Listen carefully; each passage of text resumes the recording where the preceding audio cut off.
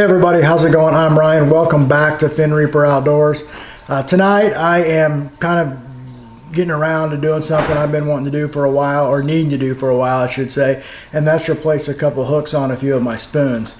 What a lot of people don't realize is whenever they buy certain baits, the hooks are just cheap, poor quality, whatever, so you need to change those hooks.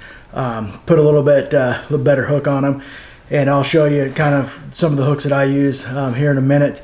Another thing is just, you know, we're in saltwater, so these hooks rust out a lot. So this is my primary diamond jig that I use all the time, and the hook's just getting rusty on it. And I know what's going to happen. I've been kind of playing with fire for a while, throwing this this particular lure with this hook that's getting a little weaker and weaker, and it's just a matter of time before I break off a really good fish because I was just too lazy to change out the hook. So anyway, let's get to changing these. The first thing you're going to have to do before you swap out the hooks is obviously get you some strong hooks that are going to be able to handle some of these bigger fish. What I always use is basically a 4X strong is usually what I try to use. You'll see when you look for these, you need to look for this where it says 4X. These are some 4X strong from Mustad, and here's some 3X strong. So basically, you know, I usually try to get to 4X strong. The 3X strong is just as good. And also you need to most likely upgrade the split rings. These are some split rings that are rated for, looks like 83 pound test. These are number 6s. So that's the first things you're gonna have to do. This particular spoon here is one that I use whenever I'm usually trying to catch bluefish or bigger Spanish. And I was actually using this spoon after dark one night, and I'd caught a few bluefish, and I kept getting hit, and I'm like, why am I not hooking these fish? And then once I went to put the rod up, I realized, well, gee, no wonder I'm not catching anything, because there's no hook. So that's one reminder why you need to put heavier split rings on there, because obviously they just pulled the split ring off on this one. So anyway, and this is my my 4-ounce diamond jig. This is what I use a lot for jacks and redfish when it's windy. And as you can see, this this particular hook it's got a little bend to it. You can tell it's been through the ringer with a few fish, but it's just, like I said, it's getting rusted, and it's just a matter of time before I lose a good fish, just because I was too lazy to swap out the hooks.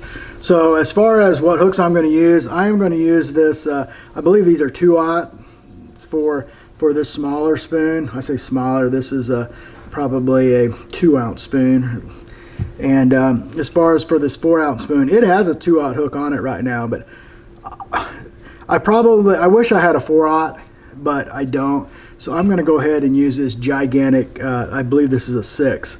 So hopefully it doesn't, you know, it should work, and if nothing else, it'll keep me from catching some of those smaller fish. So anyway, I'll go ahead and get started here and kind of show you how to do this.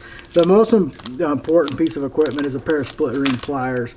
And what makes a split ring pliers is they got a little notch on the end, and that allows you to get in there and split that ring, so you can easily open the ring up. So we'll go ahead and start with this smaller spoon. Kind of show you. I'm just gonna, once I clip on it there, it automatically opens that up. Gonna just put this on there like so. If you don't have a pair of split rings, you're going to sit here and fight with this, and the thing's going to go flying everywhere. It's kind of like putting a spring on, and that split ring pliers makes it a lot easier. It almost pushed it out. Boy, these are some strong rings. Gonna have to go for a little leverage here.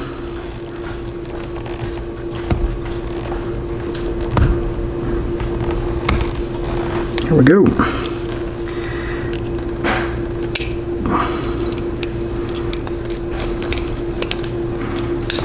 All right, that's what it's going to look like. Back to new, and let's go ahead and replace this one. I'm just going to go ahead and replace this, get rid of this split ring too, because the split rings I'm putting on here are a little bit beefier than what this spoon came with.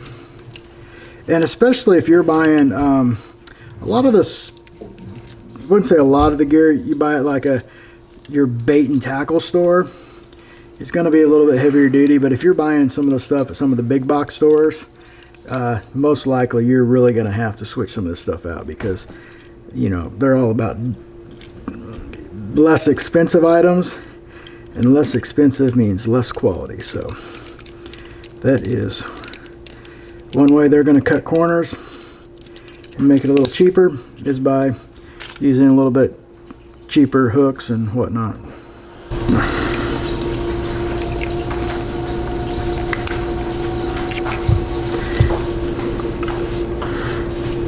Alright, now for this ginormous hook. This is going to look kind of strange, I'm sure, but hey, like I said, normally, you know, I'm not going for anything under 30 inches on this. I mean, most of what I catch on this is jacks and a few redfish. So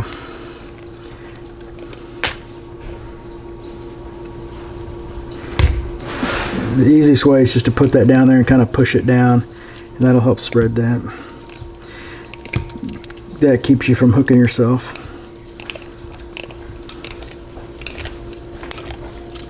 Alright, and there we have it. We're ready to fish now. This one kind of looks a little bit strange with that giant hook on there, but hey, whatever, it's going to work.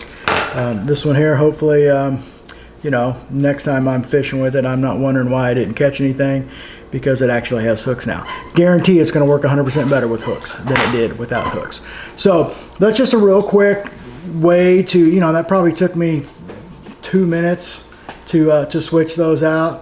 And it's going to save you a lot of aggravation in the long run. Every time I've been using that spoon lately, I'm thinking, oh man, I'm just playing with fire. If I hook a big fish, I'm just afraid that it's going to break one of those barbs off. And I would basically be pissed at myself the rest of the day if that were to happen. So anyway, real quick way to just, you know, do a little maintenance on your gear. It's gonna help you out in the long run. So I hope you guys learned something from this. If you liked the video, please subscribe, and we'll see you next time.